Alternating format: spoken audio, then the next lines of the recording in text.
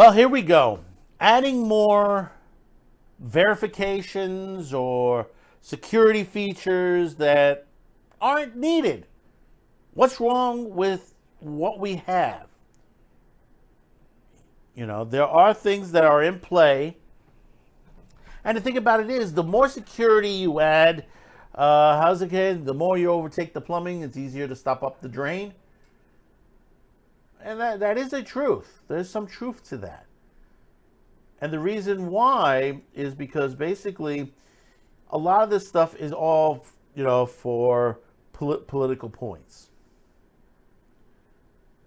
And what we're talking about today is, it's not age verification, but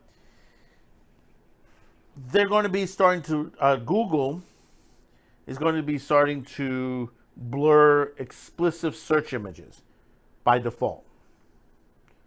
Why would you do that? Why would you do that? And it's ridiculous sometimes. But before we get into this article, thank you for those who have been with us on this trip, on this road. We're trying to get to 700 at the end of this month. Hopefully we'll get there. It is a bit slow this time of the year, but hey, listen, you've stuck with me, and we really do appreciate that. So remember, if you haven't yet, hopefully today's the day I earn your subscription. Google will start blurring explicit search images by default, and this is out of XBiz. Google announced today that plans to begin automatically blurring in search results by default images that the company considers explicit. Calling the default setting a new online safety feature, the company announced that the change as part of its Safer Internet Day event. The new default setting will be launched in the upcoming months and enabled for everyone, and will automatically blur explicit images that appear in search results, even for those users who don't have safe search enabled. And that's the thing about it. There's safe search and there's safe search. Safe search doesn't allow you to see those pictures. By explicit, the Verge noted, Google means pornographic, violent, and gory images, and a lot more than that. Safe search, the Verge reported, explained, is already the default for signed-in users under the age of 18.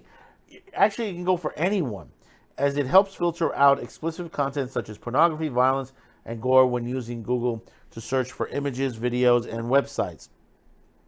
Google spokesperson Charity Mindell told the Tech News publication, unless your account is supervised by a parent, school, or administrator, you'll be able to change your safe search settings at any time. Unsupervised users will have the option to disable safe search entirely. See, the thing about it is, even though we're able to disable it, why are you putting it on? Why? There are people that are not going to hear this article and figure, why is everything being blurred?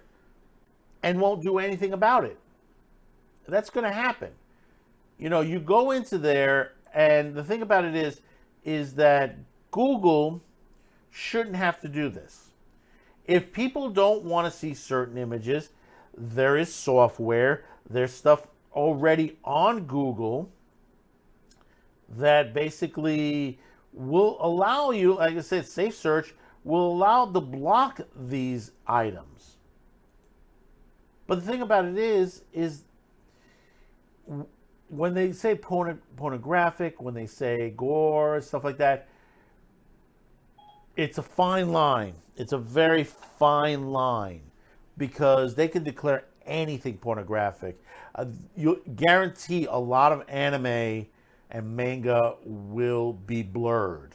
Guarantee that. Guarantee that. A lot of horror films, which don't have that much gore in them, will be blurred as well. It's another censorship tool. I'll tell you that for a fact.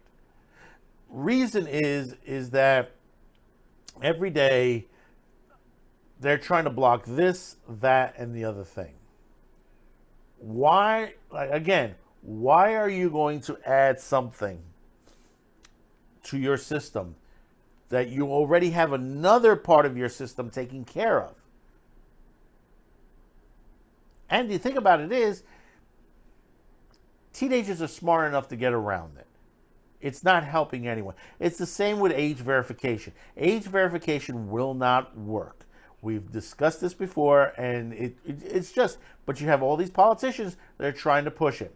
And the actuality is that they're trying to censor, and they're trying to change obscenity laws. They're trying to get rid of the Miller's test. They're trying to get rid of other situations which basically gives them more power on the internet to censor you. We've seen what is going on at the House, basically the committees that are had Twitter recently on.